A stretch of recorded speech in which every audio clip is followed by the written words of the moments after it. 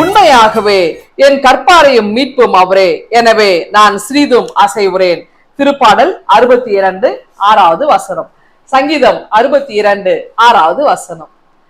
கடவுள் இந்த அழகான உலகத்தை படைத்து அதை அப்படியே விட்டு விடாமல் ஒவ்வொன்றும் சிறப்பா இருக்கா அப்படின்னு கண்காணிக்கிறார்.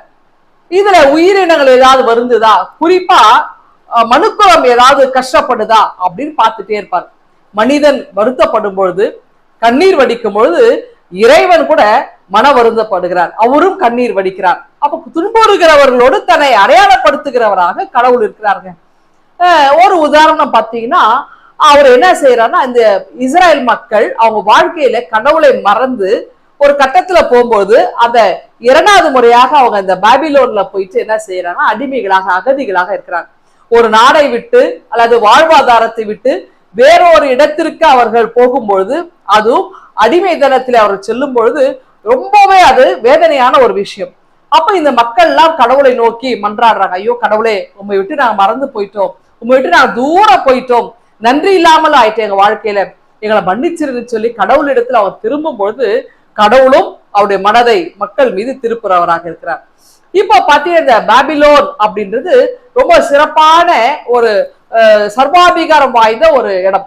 அப்ப அந்த இடத்துல நல்ல படைபலமும் இருக்கும். ஒரு கட்டத்துல ஒரு எளியவனை கடவுள் அங்க இருந்து எழுப்பி அந்த எளியவன் வழியாக அவர் என்ன செய்யறார் தெரியுமா, அவ்வளவு பெரிய திரளான ஜனங்களை விடுதலை செய்யறார். அந்த எளியவன் கோரேஸ்.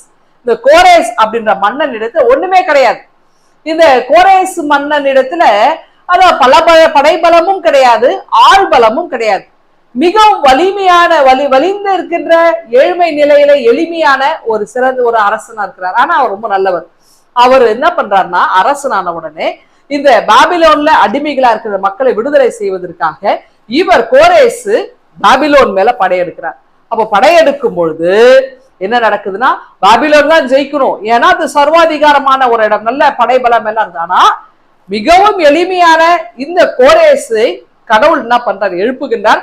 தம்முடைய ஆற்றலை, தம்முடைய சக்தியை அந்த கோரேஸ்க்கு கொடுக்கிறார். அப்ப கடவுளுடைய துணையோடு பலத்தோடு அவர் எதிர்த்து போராடுகின்றார், போரிடுகின்றார், வெற்றி பெறுகிறார். உடனே அவர் வெற்றி பெற்ற உடனே முதலாவது அவர் செய்தது என்ன தெரியுமா, இந்த மக்களை விடுதலை செய்து நீங்க உங்க நாட்டுக்கு போங்க, உங்க சொந்த இடத்துக்கு போங்க, உங்களுடைய சொந்த கடவுளை நீங்கள் வழிபடுங்க அப்படின்னு சொல்லி அனுப்பி வைக்கிறார். பாருங்க, ஒரு எளிமையானவரை அல்லது வலிமையை குன்றியவரை கடவுள் தம்முடைய பலனை கொடுத்து எழுப்புறார்ல. இன்னைக்கு யாரெல்லாம் எனக்கு ஒண்ணுமே இல்லை, நான் ரொம்ப வலிமையானவன் கிடையாது, நான் ரொம்ப பலவீனமானவன், நான் சிறுமையானவன், என்னால் இது சாதிக்க முடியாது, என்னால் இது செயல்படுத்த முடியாது அப்படின்ற எண்ணம் இருக்குதா, ஆண்டவர் இன்னைக்கு உங்ககிட்ட தான் பேசுறார். உங்களை கொண்டு கடவுள் பெரிய காரியம் செய்ய போறார். அதுக்கு என்ன செய்வார் தெரியுமா, அவர் தம்முடைய சக்தியை கொடுக்க போறார். தம்முடைய ஆற்றலையே உங்களுக்கு கொடுத்து ஆண்டவர் உங்களோட துணையாக இருந்து பெரிய பெரிய வல்ல காரியங்களை உங்கள் வழியாக வெளிப்படுத்த போகிறார், செயல்படுத்த போகிறார். அப்புறம் என்ன, தைரியமா இந்த நாளை நீங்க தோங்குங்க, ஆண்டவர் உங்களை ஆசீர்வதிப்பாராக. ஆமென். எங்கள் அன்பின் ஆண்டவரே, இந்த நாளை எங்களுக்கு ஆசீர்வாதமாய் அமைய கிருபை தாரும். மீட்பர் இயேசுவிலே ஜெபிக்கிறோம் எங்கள் அன்பின் கடவுளே. ஆமென்.